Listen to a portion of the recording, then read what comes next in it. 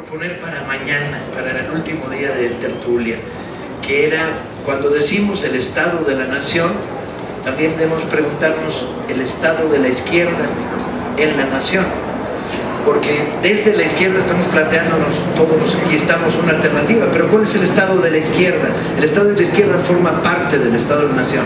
Sin embargo, no creo que sea el tema de hoy, sino un poco el tema de mañana, que iremos aterrizando en una serie de ideas ya más, digamos, propositivas. Entre los planteamientos que se me ponían ahí en la cabeza era retomar esta idea de la estructura de la impunidad. La impunidad tiene estructura, no tiene una forma mexicana de ser, que tiene que ver con una inexistencia. No, voy a ver si lo formulo correctamente. Con una doble constitución. Hay una constitución que es la Constitución mexicana, que rige los destinos de nuestro país, que la puedes comprar en las calles, ¿no? Que cuesta 28 pesos en versión resumida, 55 pesos en versión comentada. Pero luego hay otra constitución, que es un libro que tiene el presidente en turno en Los Pinos, en un cajón, y esa es la que rige realmente. La Constitución dice, la que compras en Belisario Domínguez, dice artículo 3º, artículo 123, derechos laborales. Y hay otra, la que tiene el señor en Los Pinos, dice página 1, uca uca, el que lo encuentre se lo emboruca. Página 2, esta es la ley de Hidalgo, chingue su mal que deje algo. Página 3, lo importante no es lo que haces, sino que no te cache, ¿no? Página 4, si te cachan no importa. Página 5, entonces hay una especie de reglas no escritas del poder mexicano, ¿no?, que construyen la estructura de la impunidad, o sea, la ilegalidad generalizada en la que vivimos en México. Pero además, cuando se pone a discusión la legalidad resulta una maraña de laberintos con un agravante más. Tenemos un sistema judicial corrompido, ¿sí? O sea, el equilibrio del sistema presidencial, del sistema que dirige la nación, gobernadores, etc. No es el Congreso, o no solo es el Congreso, una estructura trifásica. En una estructura trifásica tendríamos que tener 3 espacios de toma de decisiones y 3 espacios de compensación de los errores de estas decisiones, y uno de ellos no está funcionando, evidentemente.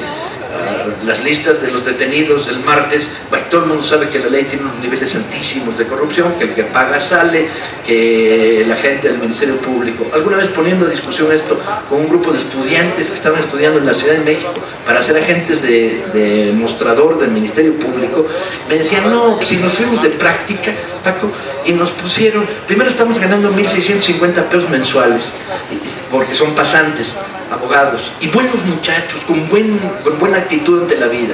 Y luego decía, y nos pusieron para trabajar a cada uno 61 expedientes.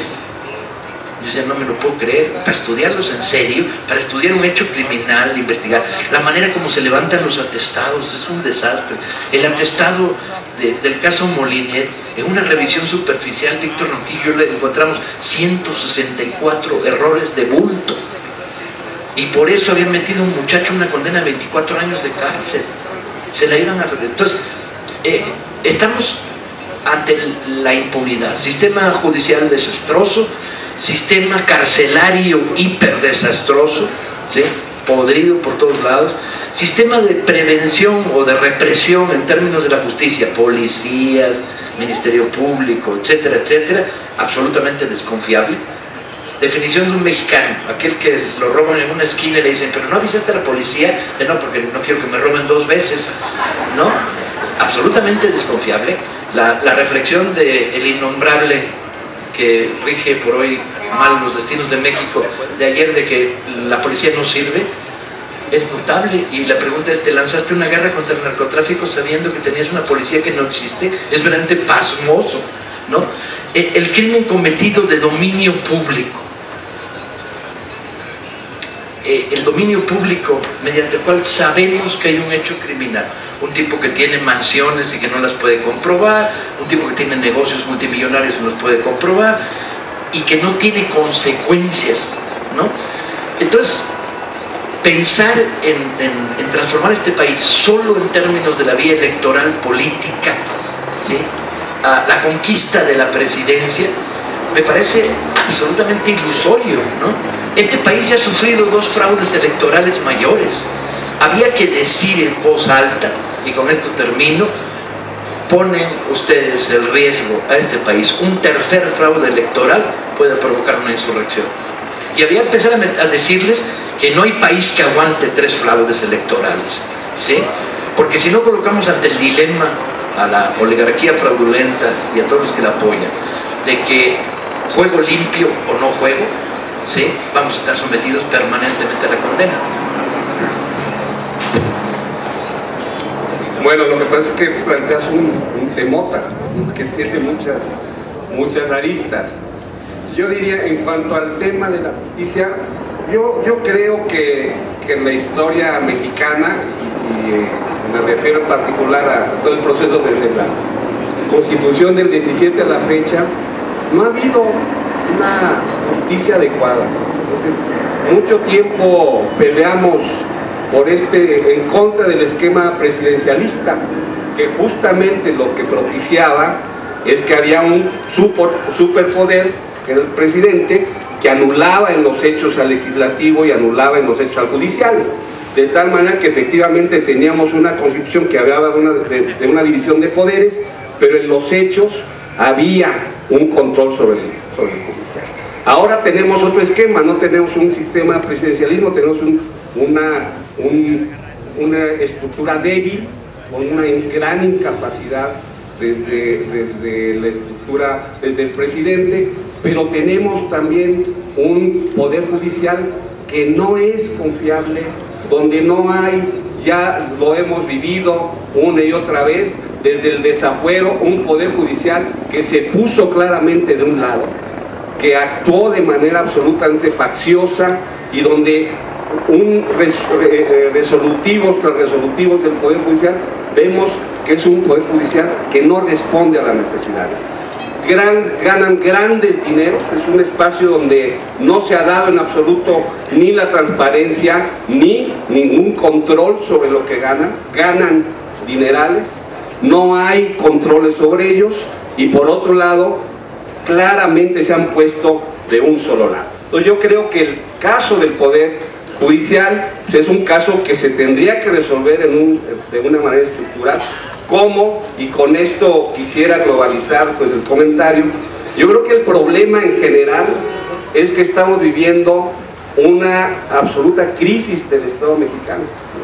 No solamente en cuanto a estas instituciones del Poder Judicial, del Poder Legislativo, que no son creíbles para los mexicanos, sino en el desmantelamiento de todo lo que era la visión del Constituyente del 17, artículo 123, artículo 27, lo que creó Lázaro Cárdenas con un Estado fuerte, interventor de la economía, una junta de conciliación que favorecía los derechos de los trabajadores, un reparto agrario, Pemex como puntal del desarrollo nacional, la defensa de los recursos naturales, la creación del Politécnico, una educación superior que fuera el alimento técnico del país.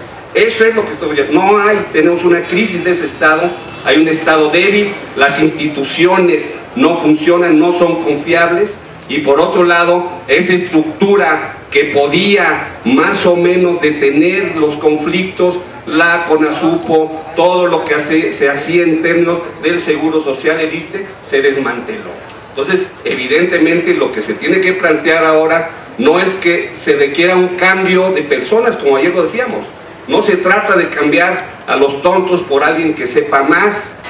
Se trata de cambiar el modelo, se trata de cambiar la estructura y se trata de reintegrar un Estado que sea favorable a los mexicanos. Bueno, en el tema de la justicia regresamos al asunto de la desigualdad también, que se comentaba ayer, por varias razones. Una, se hicieron unos cambios en el Poder Judicial, se acordarán ustedes con Zedillo, y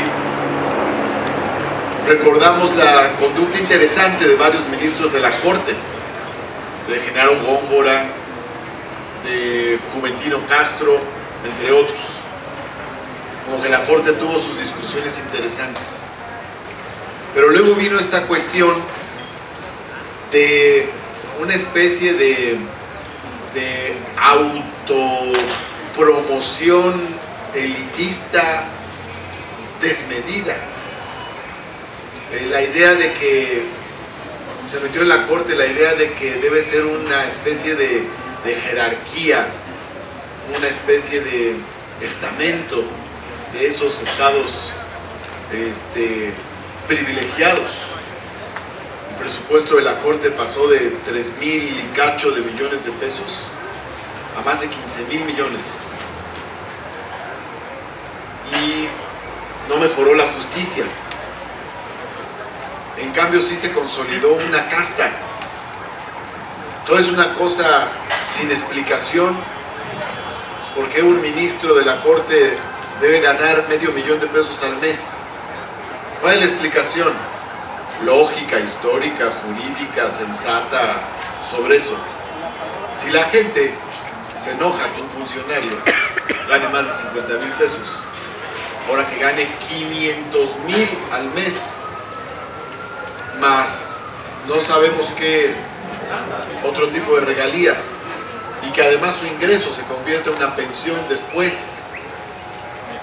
O sea, hay un problema grave. O sea, se generó una especie de casta, y eso tiene que ver con una idea de desigualdad, o sea, una idea predominante en quienes tienen que hacer justicia, de que ellos deben tener unos privilegios muy especiales, que porque así no va a haber corrupción o de todo a saber, lo cual no se compadece nada con las decisiones que se toman, porque luego está el contenido de las decisiones.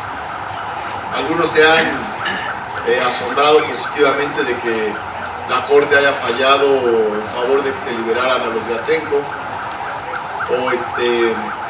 o haya fallado en favor de los matrimonios gay.